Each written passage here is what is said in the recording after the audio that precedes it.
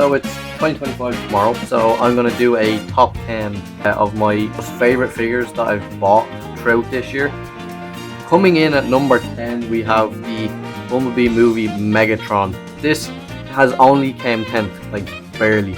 I do like this figure, but it's kind of grew out of me the past few months. I don't know why. I think he's a good figure. I think it looks cool. It's just a bit... It's gone down the rankings for me throughout the month. If it was a few months ago, he probably would be a bit higher, but as of now, he's like barely at 10. Still a great figure. Looks cool. The paint's great. The sculpting's great for a concept art figure, and he's barely gotten my 10th spot. Coming in at number 9 is Skywarp. I really like Skywarp, that's why I put him higher than the Megatron. And I was waiting for this for ages, ever since the Thundercracker came out. I really wanted Skywarp, and we got him. It took me a while to buy him, because I didn't buy him straight away. I kind of left it to the side. I don't know, I think I was buying other stuff at that stage. But when I got him, I think this figure is really great. I think the paint is nice. And in my opinion, I just prefer this over the Megatron, but the Megatron's so good, but I do like Skywarp as well. So that's the main reason why I chose that one over Megatron. But anyway, he is in my number 9 spot anyway. Coming in at number 8, we have the Marvel Legends Ghost Rider. I've never had a Ghost Rider figure before. When I got it, he was like really fucking cool. The bike's sick. He does come with little stands for like the wheels and stuff, but I have them in the box somewhere, so they're fucking just buried under there.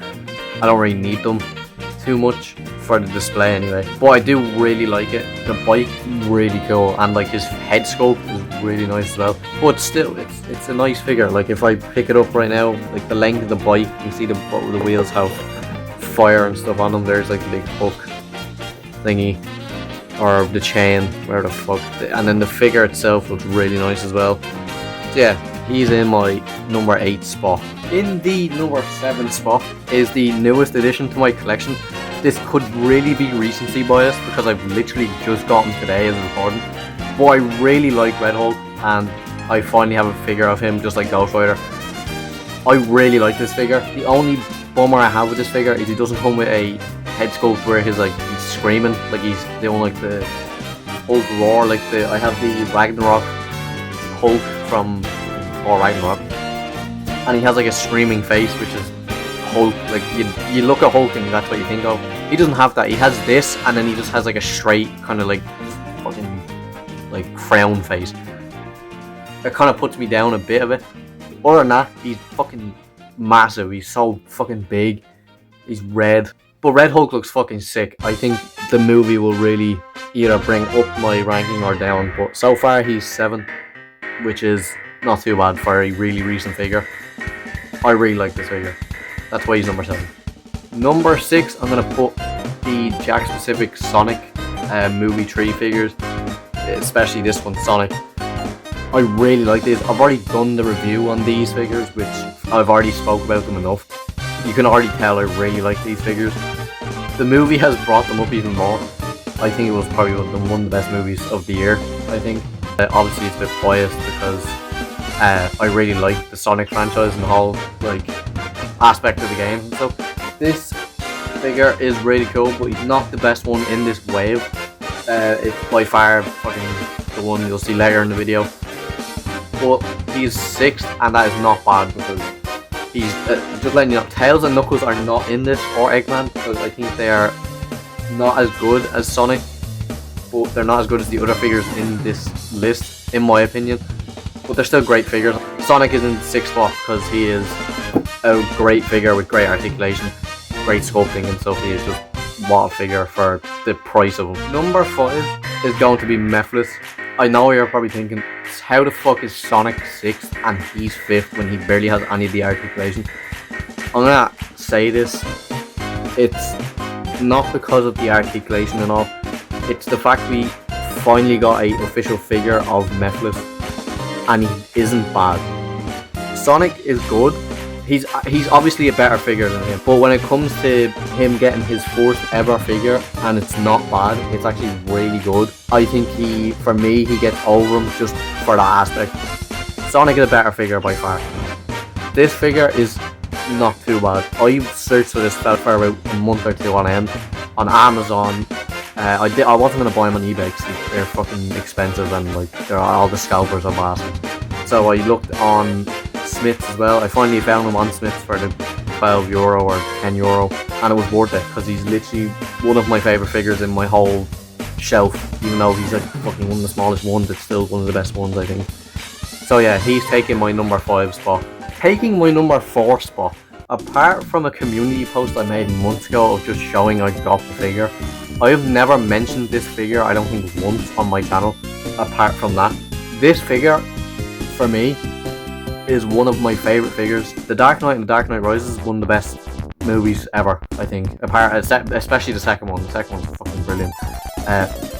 The suit, I really like the suit, and I've always wanted a figure of Batman in this suit, and I could never find a good price one. I think McFarlane had one, but the figure is fucking shit. I don't like McFarlane figures too much. The only one I have is Killer Croc from Arkham Asylum. But this figure was like just sitting there on Amazon for a decent price. I said, fuck, I'm gonna buy it. It looks cool. The articulation looks great on it from the photos and stuff. And I was not disappointed. I think this figure is really lacked on, I think, when it comes to the whole Batman figures. It's from Fonjoy. I don't know where the fuck that came from. It's the first figure I actually bought from them, I think. I think him and I have the Joker up there. He's not really as good as this one. Batman, he's actually just brilliant. He comes with his own stand as well. He comes with his little stand. This is the Batman from The Dark Knight. This suit is my favourite Batman suit ever. I may even do a review on this fella at some stage. I need to find all the accessories though, because I don't know where they're at. They're probably in that box somewhere. This figure is definitely one of my favourites. That's why he's in number 4. He might even just be one of my favourites in general in the whole case. So yeah, that's Batman taking up number 4. In the 3rd spot, I have the Rise of the Beast Optimus Prime from Studio Series. I haven't been collecting Transformers too much this year. That's because none of them have really appealed to me.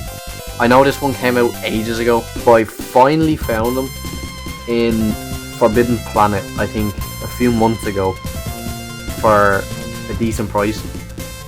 And I was like, wasn't even looking for Transformers at this point. I was looking for something completely different, and I came across this and I was like, yes, I'm buying it. I don't care, I won't see this again. Only to be let down by Smith having it just before Christmas.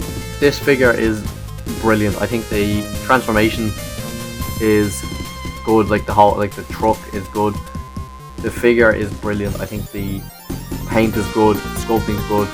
Everything about this figure is good. Taking the runner-up spot, I have Shadow from Jakks Pacific.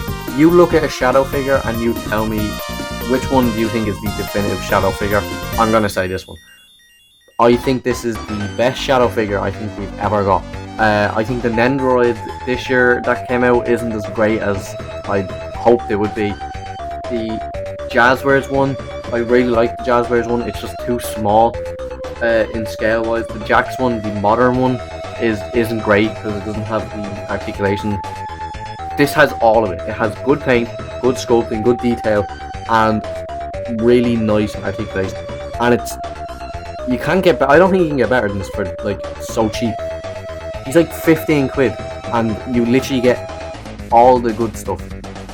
You get a butterfly joint, you get a waist joint, you get hand joints, you get head articulation. I've done all this in a video before, but this is the runner-up number 2. And taking the number 1 spot, I think this figure minimally beats Shadow, is the Supersonic figure from Jakks. I really, really like this figure. This is the best figure we've got in the entire yoke. Only one that will beat it is Super Shadow. I think the only one that can beat this is a Super Shadow version with the waist joints and stuff, without the lights and stuff. Beats Shadow by literally probably a speck of sand. I really like this figure.